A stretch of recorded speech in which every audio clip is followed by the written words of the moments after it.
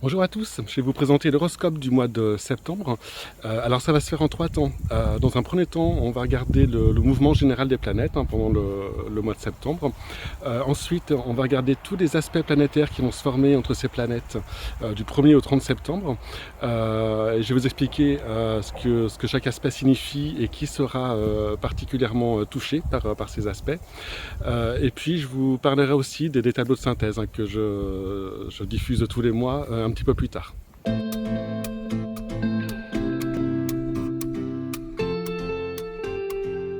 Alors, que va-t-il se passer durant ce mois de septembre?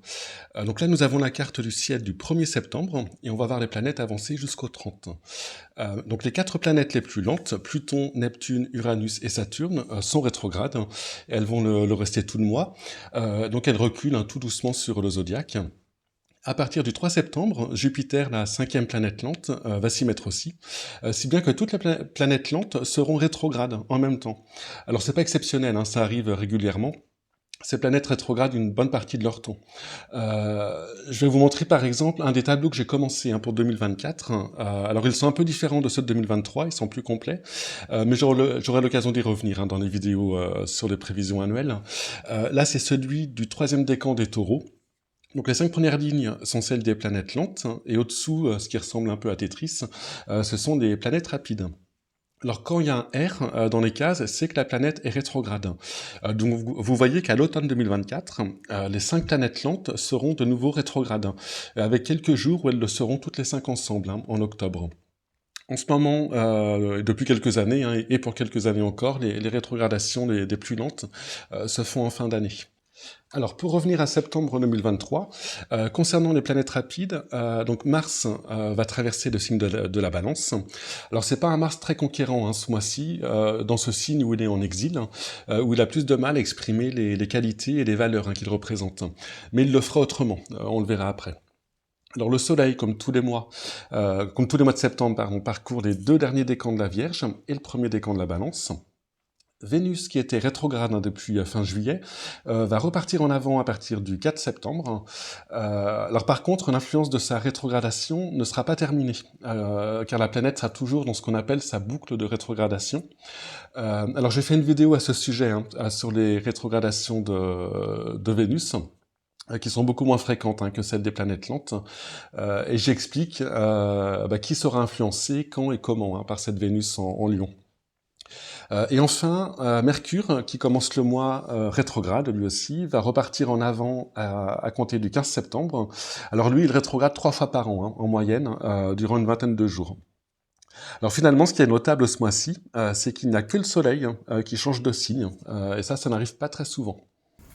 Alors en fonction de remplacement sur le zodiaque, les planètes sont plus ou moins bien positionnées par rapport à votre signe astrologique, donc par rapport au soleil de votre thème astral.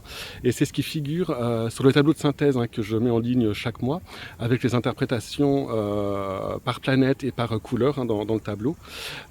Ces tableaux, je vais les faire défiler en fin de vidéo, comme ça vous pourrez faire une pause dessus, si vous avez la flemme d'aller les voir sur le site.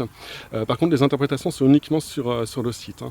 Et je vais les faire défiler dans le sens classique des signes du zodiaque, donc bélier, taureau, gémeaux, cancer, etc. Alors je vais vous montrer un exemple. Ici, c'est celui du troisième décan du Scorpion. Alors au niveau des planètes lentes, donc les plus importantes en prévision, on voit qu'ils sont encore tout le mois sous la bonne influence de Pluton et de Neptune, et sous une influence plus tendue d'Uranus.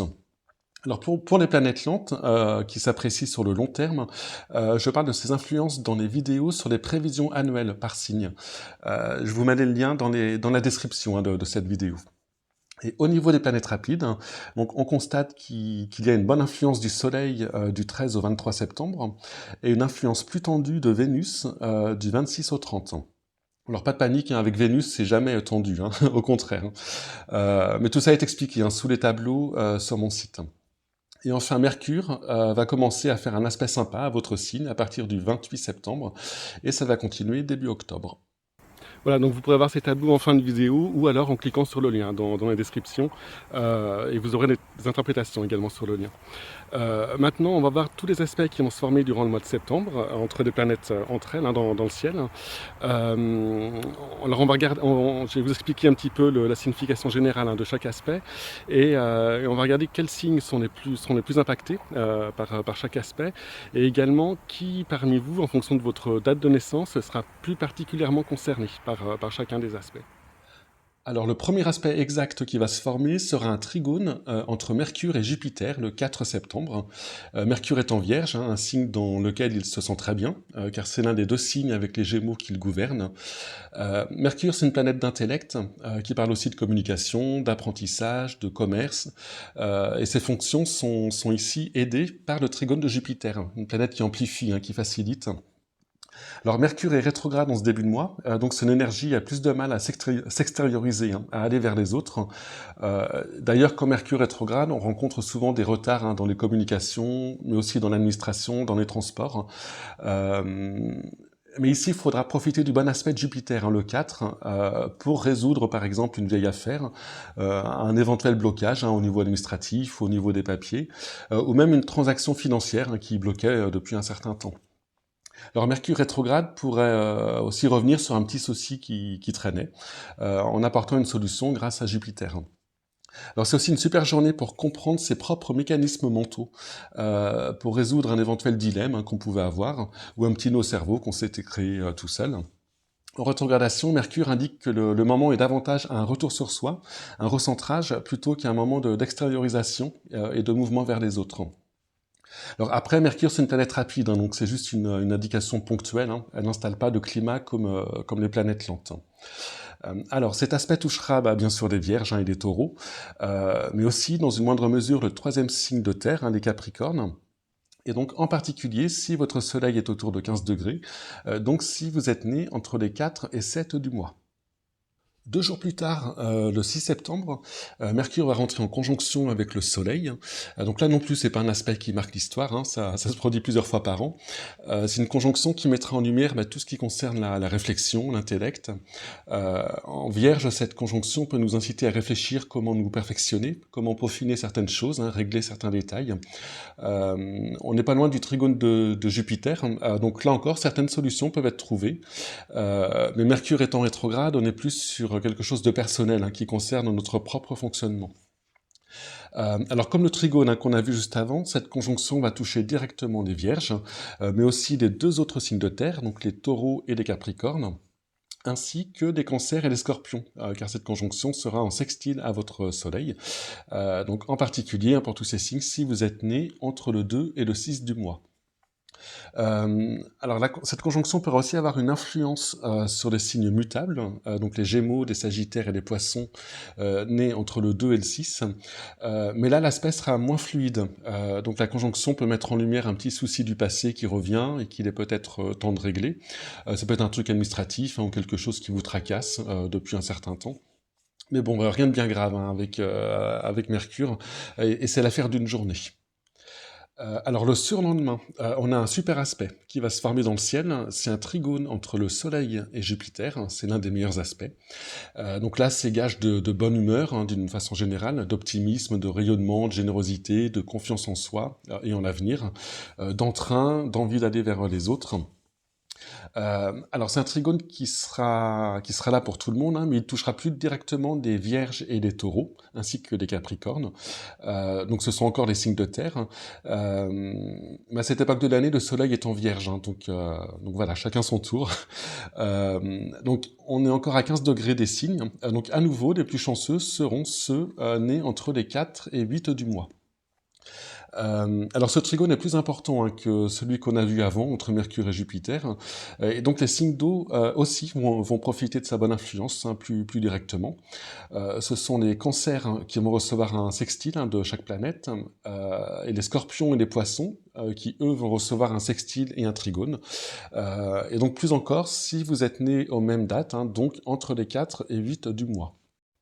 Alors on avance de quelques jours pour arriver à la nouvelle lune du 15 septembre. Elle aura lieu à 3h41 du matin, heure française, à 22 degrés de la Vierge.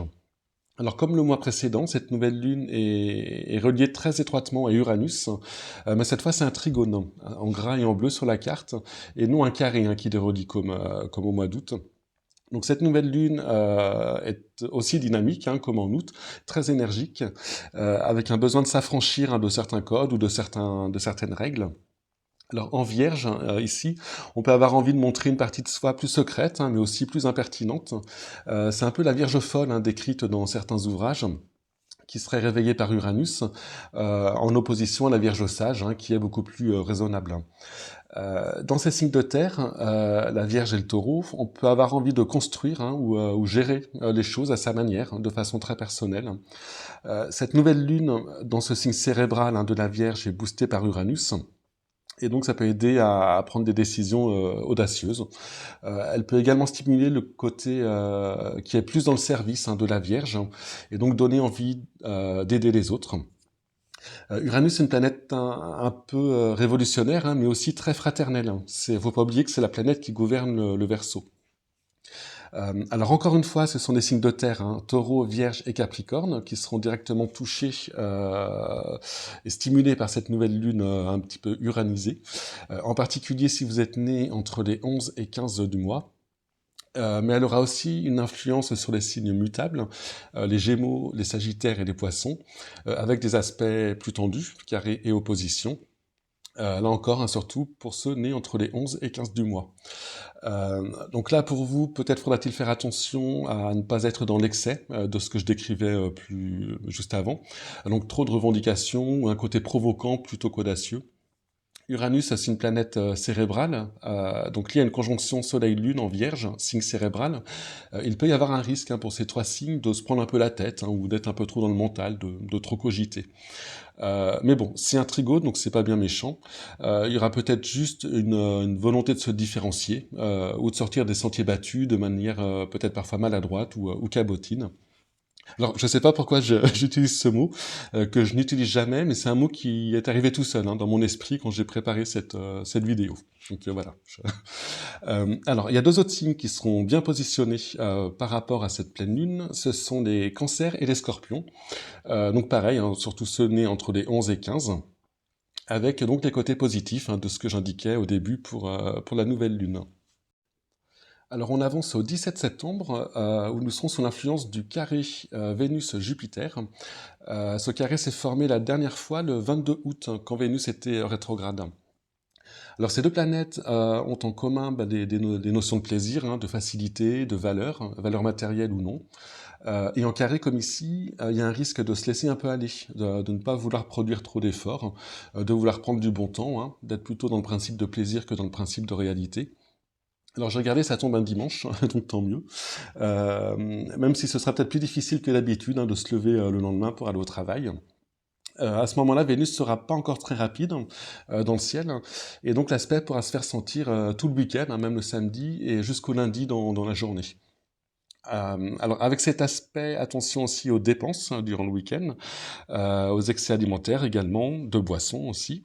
Et si vous devez travailler, évitez de prévoir une trop grande charge de travail, sauf si vous y prenez plaisir.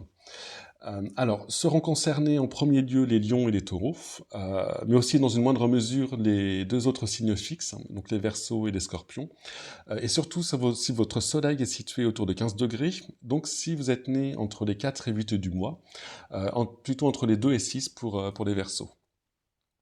Alors, 2 jours plus tard, donc le mardi 19, le soleil va se placer en opposition de Neptune.